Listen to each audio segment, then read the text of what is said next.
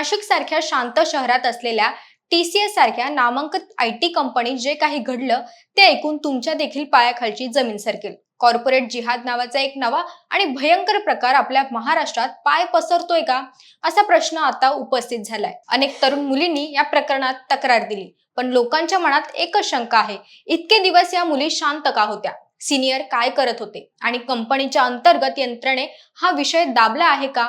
या सगळ्याच प्रश्नांच्या उत्तरांच्या मुळाशी जेव्हा पोलीस पोहोचले तेव्हा एकच नाव समोर आलं, निदा खान। या प्रकरणाची मास्टरमाइंड।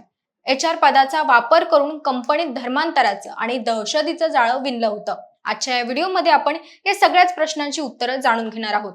नमस्कार, मी मयुरी आणि आपण पाहतात मुंबई आउटलुक। कोणत्याही मोठ्या कंपनीत HR हे पद कर्मचाऱ्यांच्या तक्रारी ऐकण्यासाठी आणि त्यांना न्याय देण्यासाठी असतं, पण निदा खानने या पदाचा उपयोग स्वतःच्या धर्मांध अजेंडा राबवण्यासाठी केला। निदा खान ही नाशिक TCS मध्ये HR म्हणून कार्यरत असताना नवीन जॉईन होणाऱ्या हिंदू तरुणींना सॉफ्ट टार्गेट करायची। सुरुवातीला ती त्यांच्याशी खूप गोड बोलायची, त्यांच्या वैयक्तिक अडचणी समजून घ्यायची आणि मग हळूहळू त्यांना इस्लाम धर्माकडे आकर्षित करायला सुरुवात करायची। जर एखाद्या मुलीने विरोध केला तर निदा तिला कामावरून काढून टाकण्याची किंवा करिअर उद्ध्वस्त करण्याची धमकी द्यायची। ती केवळ एक अधिकारी नव्हती, तर कंपनीच्या आत बसून धर्मांतराचं रॅकेट चालवणारी मास्टरमाइंड होती। मुलींनी तक्रार का नाही केली, या प्रश्नाचं उत्तर निदा खानच्या पदामध्ये दडलंय।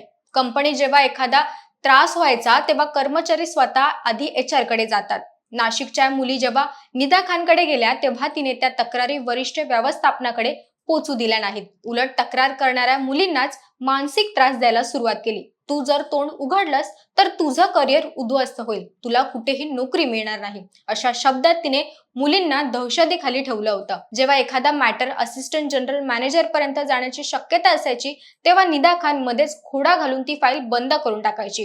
हे अतिशय सुनियोजित असं कॉर्पोरेट जिहाद होतं, जिथे कंपनीच्या नियमांचा वापर करून हिंदू संस्कृती आणि धर्मांचा अपमान केला जात होता।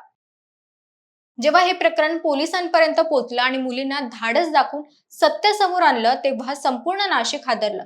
पोलिसांनी आतापर्यंत या प्रकरणात 7 आरोपींना बेड्या ठोकल्या आहेत। हे 7ही जण निदा खानच्या इशाऱ्यावर काम करत होते। पण जेव्हा निदा खानला समजलं की आता पोलीस आपल्यापर्यंत पोहोचणार आहेत तेव्हा तिने तातडीने शहरातून पळ काढला। आज ती फरार आहे, पण तिने कंपनी सोडलेला दहशतीचे वर्ण आजही कायम आहे।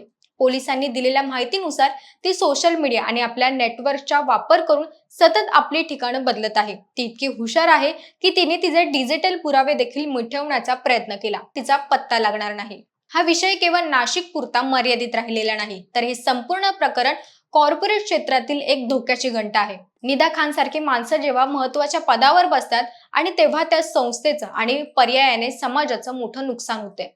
TCS सारख्या जागतिक दर्जाच्या कंपनीत हे घडत असलं तरी इतर ठिकाणी काय परिस्थिती असेल? निदा खानने फक्त मुलींना त्रास दिला नाही, तर तिने कंपनीच्या वर्क कल्चरला टॉक्सिक बनवलं होतं। नमाज पठणासाठी सवलत देणं, हिंदू सणांवर बंदी आणण्याचा प्रयत्न करणं आणि ठराविक धर्माच्या लोकांनाच प्रमोशन देणं, असे धक्कादायक प्रकार तिथे सुरू होते। हे प्रकरण समोर आल्यानंतर आता कॉर्पोरेट जिहाद या संकल्पनेची चर्चा देशभर सुरू झाली आहे। आपण जिथे काम करतो तिथेही आपण सावध राहणं गरजेचं आहे। निदा खान आज फरार असली तरी पोलीस लवकरच तिच्या मुसक्या आवळतील, यात काही शंकाच नाही।